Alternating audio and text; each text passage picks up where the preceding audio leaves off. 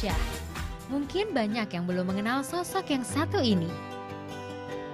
Pria kelahiran 6 Januari 1988 ini adalah seorang internet marketer yang sukses dan sanggup menginspirasi berbagai kalangan.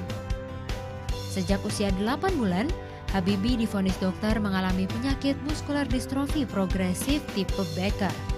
Penyakit ini mengakibatkan perkembangan syaraf pada otak menjadi terganggu.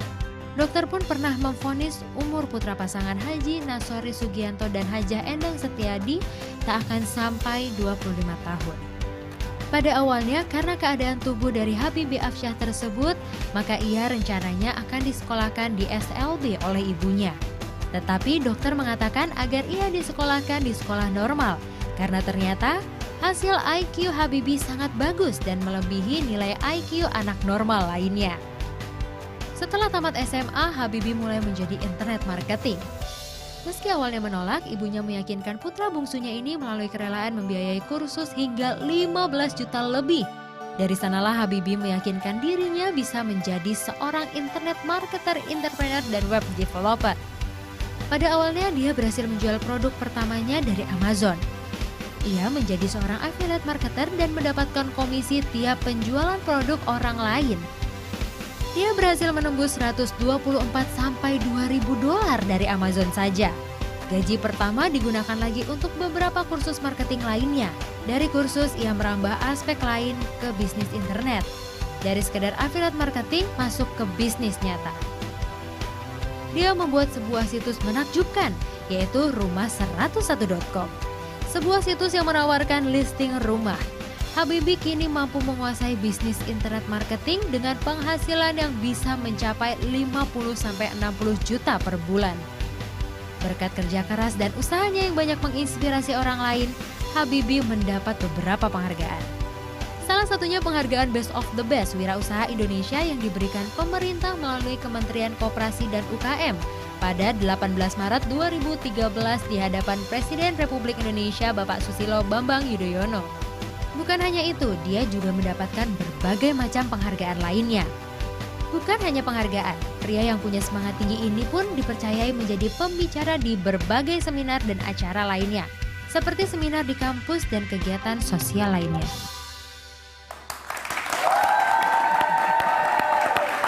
Kece banget nih Habibie. Aku kagum sekali. Kagum ya? Ngelihatnya tadi penghargaan, bisa ketemu orang-orang besar juga ya Bu Endang ya. Nah, kalau kita lihat tadi di tayangan tadi kan disampaikan bahwa oleh dokter tadinya sempat divonis tidak sampai 22 tahun usia. Sekarang Habibie sudah 26 tahun ya usianya dengan semua prestasi yang ada. Habibie, tapi sebetulnya yang bikin kamu jadi kuat dan motivasi terbesar kamu sehingga kamu bisa menjadi sekeren ini itu apa sih? Ya motivasi besar pasti dari keluarga yang memang mendukung banget aku dari kecil untuk terserah aku mau jadi apapun, jadi nggak membatas-batasi aku inginnya apa, karena emang aku dari kecil terbiasa dengan komputer, dengan gadget dan game dulu zaman itu dan ya udah akhirnya aku memilih jalur ini sebagai nafkah atau untuk kemandirian aku gitu.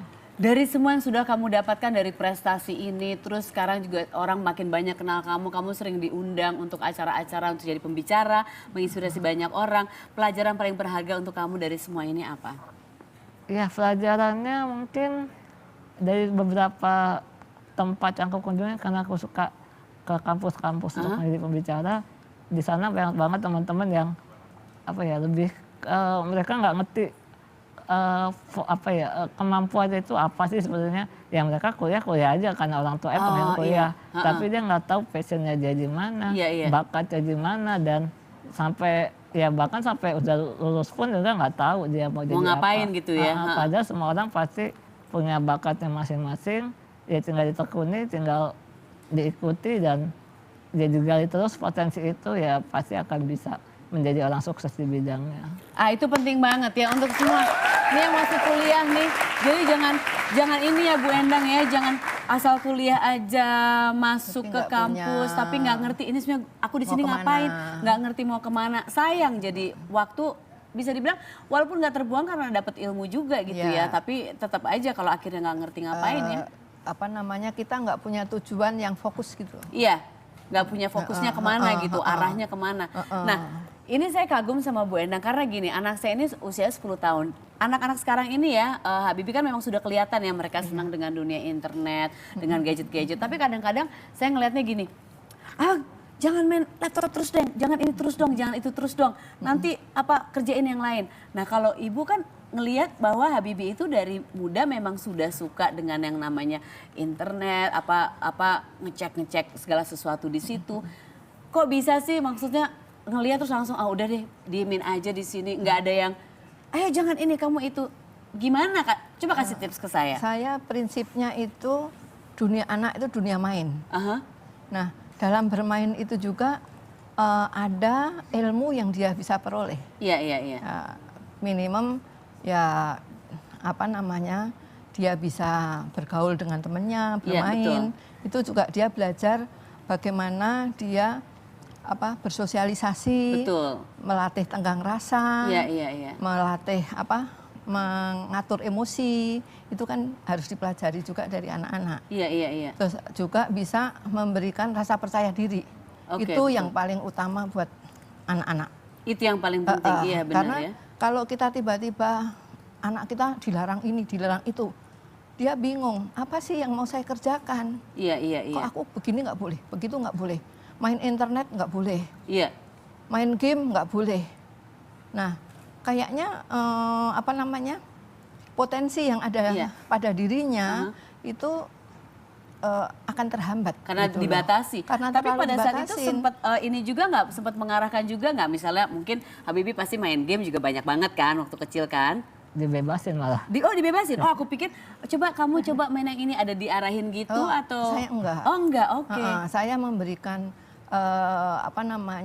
keleluasaan pada anak saya untuk mencari di mana yang dia suka, dan cuman saya hanya mengajarkan dia bermain yang positif. Bermain yang positif. Jadi terus banyak juga orang tua itu kalau anaknya main internet, jangan, internet tuh banyak porno, banyak negatifnya, banyak ini. negatifnya. Oke. Nah, saya untung tidak ikut kelompok yang itu, ya. Saya tetap memberikan anak saya berinternet, tapi dalam saya dampingin. Oh iya, didampingin, itu yang penting ya. Main kita apa sih? ada di situ. Oke. Sambil kita juga belajar. Ikut main nggak? Ikut. Oh ikut main. Oh, ibu jago main apa, Bibi? Ya awalnya mamang bisa dibilang ibu-ibu gaptek zaman dulu. Oh awalnya gaptek. Awalnya gaptek, jadi waktu pas aku main laptop atau apa ya mama nggak ngerti kalau mau mencet, nyalain laptop yang mana, kayaknya takut meledak gitu. Iya sama kayaknya semua. Aku pun begitu kadang-kadang. Terus? Ya terus tapi lama-lama ya sekarang lebih canggih, malah kalau ada istilahnya pertanyaan-pertanyaan lewat email atau Facebook atau sosial media, kadang mama yang handle. Gitu. Sudah nggak gaptek lagi ya Bu Endang ya. Nah inilah yang perlu dirubah pada ibu-ibu ya, sama adik-adik gitu. Gaptek itu kan konotasinya negatif. Iya. Gagap teknologi. Tapi kita jangan ambil sudut pandang yang negatifnya. Kita ambil positifnya. Saya rubah gaptek itu menjadi gampang praktek. Akhirnya saya bisa. Gitu. Iya benar. Jadi kalau sudah nggak gaptek lagi sekarang kenapa? Aku udah bisa Twitter, udah bisa Facebook, Twitter. udah follow bisa aku nggak? Oh belum. Follow dong. Iya, follow boleh. acara ini deh, @sarasen_. Boleh. Habibie follow aku nggak? Iya, udah. Follow aku? Iya. Oh kamu antar aku follow juga deh, kita saling follow ya. Boleh. Kasih tahu mamanya untuk follow aku juga. Iya. Pasti. Jadi ini banyak melakukan hal berdua ya. Banyak gitu. dong menghabiskan waktu berdua pasti selalu mendampingi Habibie. Nah kemarin ini kan di 9 Bisnis April. juga berdua loh. Bisnis juga berdua? Oh ibu juga bisnis dia online-nya, aku offline-nya. Oh gitu. Jadi dia membuat web. Iya. Misalnya jual gpstracker.com. Oke. Nah dia yang upload, dia keahliannya itu menempatkan website pada halaman pertama Google. Oke. Itu keahlian dia. Oh. Nah dengan begitu kan masuk yang ngeklik banyak. Orang yang nyari-nyari GPS tracker, GPS Garmin, itu kan banyak. Nah itu aku yang menghandle. Oh, jadi ibu belajar banyak juga dong? Iya, kita ibaratnya berkolaborasi lah ya. Berkolaborasi. Ih keren banget tapi kolaborasi ibu dan anak. Nah, tadi saya mau tanya karena melakukan apapun berdua ya. Nah, kemarin ini kan di 9 April pemilu. Ya. Iya. Kamu di usia 26 sudah ikutan dong kemarin? Ikutan pasti. Nyoblos ya? Dua kali. Sudah 2 kali? 2009. Iya 2009 sudah ya. Dan kemarin ya. Itu didampingi ibu juga? Iya, kalau dia pemilu itu kan dia nggak bisa buka lebar begininya nggak bisa. Oke. Suara apa namanya? Iya kertas kertasnya. suara itu. Saya yang buka. Oke. Tapi ibu pas dia nyoblos ibu begini? Oh enggak. Jadi yang nyoblos juga saya. Oh gitu. Jadi dibisik-bisik gitu ya? Enggak. Oh enggak. Jadi dia itu sebelum ke pemilu dia sudah punya logika sendiri, udah punya pemikiran sendiri, mana partai yang mau dipilih, mana orangnya, mana itunya. Karena kamu sering di internet berarti kamu kemarin banyak ini dong, research tentang semua calon-calonnya. Research dulu nggak? Mungkin lihat rekam jejaknya aja sih seperti itu. Oh gitu ya? Oh harusnya aku nanya-nanya ke kamu ya, aku kemarin bingung. Ini saya mau undang seseorang, ini ada Ibu Siti Zuhro dari peneliti senior dari LIPI. Nah saya ingin tahu karena banyak orang-orang yang kemarin pemilu bingung. Dan juga ada orang-orang yang memiliki kebutuhan khusus gitu ya. Dan pastinya harus disosialisasikan supaya tidak ribet juga pas lagi pemilu ya. Oke langsung aja saya undang Ibu Siti Zuhro. Hai Ibu. Selamat malam Ibu Siti. Alhamdulillah. Sudah ketemu sama Habibie juga Ibu. Nah Ibu ini kan kita bicara soal pemilu. Saya pengen tahu aja kemarin itu sosialisasi pemilu itu gimana untuk orang-orang yang berkebutuhan khusus. Kalau ada Habibie didampingin oleh ibunya ya jadi bisa lancar. Kalau dari Ibu sendiri? Iya, secara umum ya. Apa yang terjadi dengan khususnya pemilih yang memerlukan bantuan itu sebetulnya setiap KPU di provinsi, kabupaten, kota, khususnya apa yang saya lihat di KPU Provinsi DKI Jakarta itu cukup ya memberikan atensi dan sebagainya. Saya tidak tahu sampai ke daerah yang pelosok seperti itu ya. Tapi memang ini adalah satu perkembangan yang tadinya tidak sama sekali diperhatikan. Menurut saya pemilu yang keempat ini sudah luar biasa, termasuk ini cukup baik ya, kayaknya cukup lancar. Memang ada kurang mungkin ya Ibu ya ini ya, tapi sudah agak memberikan perhatian yang lebih. Agak kurangnya apa maksudnya? Menurut saya mungkin satu pastinya ya untuk yang pakai huruf braille ya. Oh iya. Nah, itu nggak ada? Ya. Belum ada. Oh iya. Belum difasilitasi. Iya. Kenapa ya itu belum ada ya? Akan katanya. Akan. Oke. Jadi memang untuk yang disable ini perlu bagaimanapun juga mereka harus menggunakan hak politiknya. Betul sekali. Dan oleh karena itu ya memang harus difasilitasi. Iya. Tapi sekarang tahun ini sudah lebih baik dari tahun-tahun sebelumnya ya. Ibu merasa begitu nggak? Ya saya tahu juga karena teman-teman yang dari komunitas tunanetra itu memang ada kesulitan gitu. Jadi karena tidak adanya huruf braille itu, tapi ya ada komunitas yang memang ibaratnya ini kepada pemerintah ya. Meminta kepada pemerintah untuk diberikan. Artinya itu masih perlu dilengkapi karena ini kan proses learning by doing. Kita melakukan bagaimana pemilu itu dari pemilu ke pemilu ada peningkatan. Nah kalau Habibie kamu melihatnya bagaimana dari tahun 2009 kemarin itu berarti pertama kali ya ikut 2009 dan sekarang sudah 2014. Dia termasuk pemilih muda. Iya, aku juga. Saya Ibu jangan melotot gitu dong Bu Siti, tanya udah gitu. Gimana kamu melihatnya kemarin pemilu yang tahun ini gimana?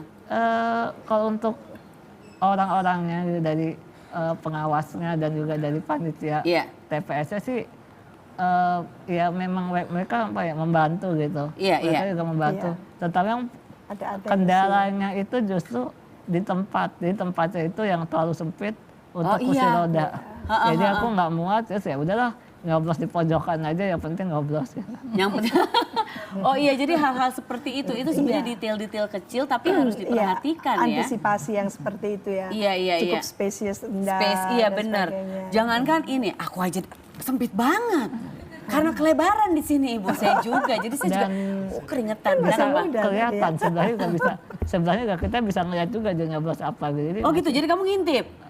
Ya karena emang sama-sama. Iya. Karena emang di belakangnya bilik suara ya jadi kelihatan sih sebelahnya, cuma ya nggak apa-apa. Cuman ya nggak apa-apa, aku nggak akan bilang-bilang.